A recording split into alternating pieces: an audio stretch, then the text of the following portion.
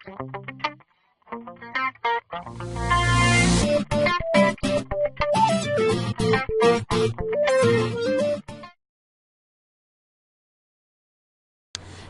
аз съм M3LII и днес ще ви покажа къщата, която зомби построи, докато аз бях на училище.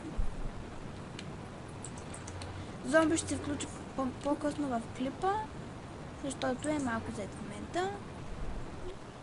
И ето аз ще ви покажа къщата.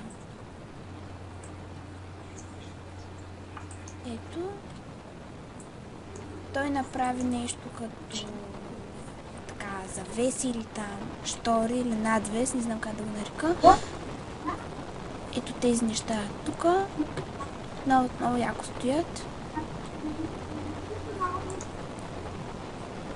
Ето това е първият етаж, още не сме го обзавели, но зомби обзаведе втория етаж, но малко е трудно да се качи от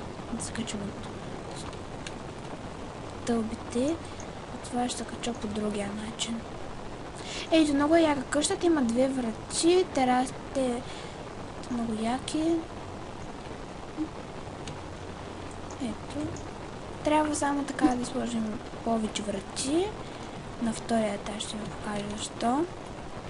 Добре, да успея да слязам. Добре, много ми забива, не мога да разбера защо. Ето. Това е вторият етаж. Ето терасата, която зомби направи преди малко в неговия клип.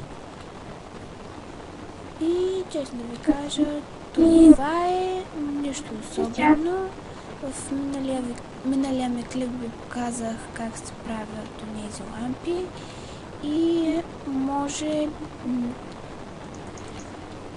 да сложим тези лампи тук отпреди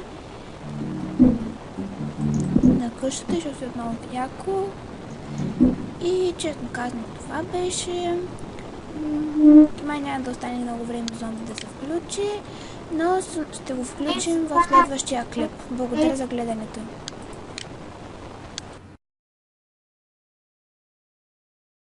Здравейте, аз съм M3LII и днес ще ви покажа къщата, която зомби построи, докато аз бях на училище. Зомби ще се включи по-късно в клипа, защото е малко зает в момента. И ето аз ще ви покажа къщата. Ето. Той направи нещо като завеси или там штори или надвес, не знам как да го нарека. Ето тези неща тук. Много яко стоят. Ето това е първият етаж, още не сме го обзавели, но зомби обзаведе втория етаж, но малко е трудно да се качи от стълбите. Това ще се кача по другия начин.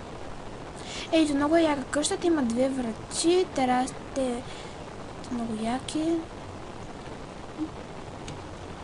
Ето. Трябва само така да сложим повече врати. На втория етаж ще ви покажа защо. Добре, да успея да слязам. Добре, много ми забива, не мога да разбера защо. Ето. Това е вторият етаж. Ето терасата, която зомби направи преди малко в неговия клип. И честно да ви кажа, това е нещо особено.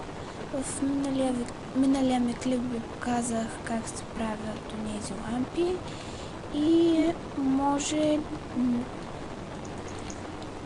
да сложим тези лампи тук отпреди на къщата, защото е много яко. И честно казано това беше. Май няма да остане много време зомби да се включи, но ще го включим в следващия клип. Благодаря за гледането.